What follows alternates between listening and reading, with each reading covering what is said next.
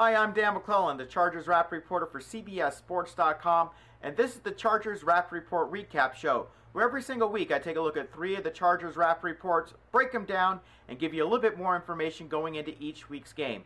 This week, the San Diego Chargers, who are 6-7, are fighting to keep their razor-thin playoff hopes alive, and they're taking on arguably the best team in the AFC in the Baltimore Ravens, who are 10-3 and can clinch a playoff spot with a win.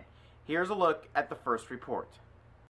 Running back Ryan Mathews is coming off his first 3 consecutive games of rushing for more than 100 yards. Mathews' rushing attack has helped the Chargers' offense find balance, and the Chargers have scored a combined 88 points in those games.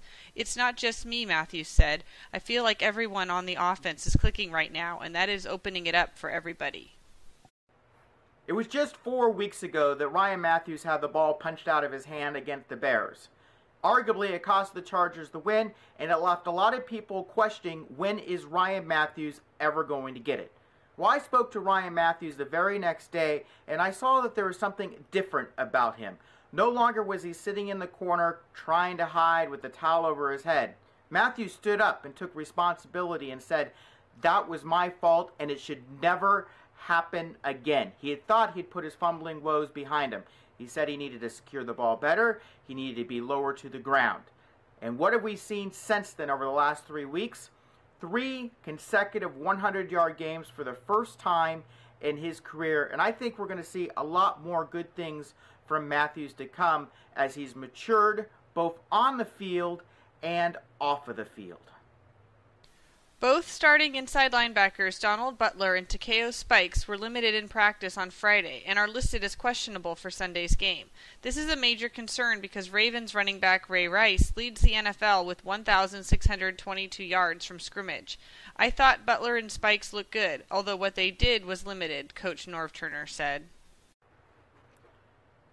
The most similar running back that the Chargers have faced in recent weeks is Maurice Jones-Drew, who actually combined for 188 yards of total offense against the Chargers. That doesn't sound good, but Maurice Jones-Drew was held to under 100 yards rushing and got a lot of yards in passing when the Chargers already had a big lead against the Jaguars. If the Chargers defense can contain Ray Rice to under 100 yards of rushing, I think they have a good chance of winning this game. Hopefully they can have a performance that they had against Matt Forte a few weeks ago, where Forte was held to under 100 combined yards. If they can do that against Rice, then they have an excellent chance of winning. Quarterback Phillip Rivers has 5 lost fumbles on the year. Ravens outside linebacker Terrell Suggs had 3 forced fumbles against the Colts last week to set a franchise single-game record and tie their single-season mark of 6. Suggs strips it pretty consistently from one guy, the quarterback, Coach Norv Turner said. "What we are going to try to do is keep him from hitting the quarterback when he's not looking." Yes, Phillip Rivers has gone 3 straight games without throwing an interception.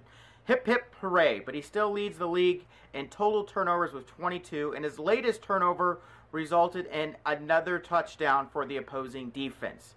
Last week's fumble into the end zone against the Bills is largely forgotten because the Chargers dominated the Bills through most of the game and it didn't cost them the win.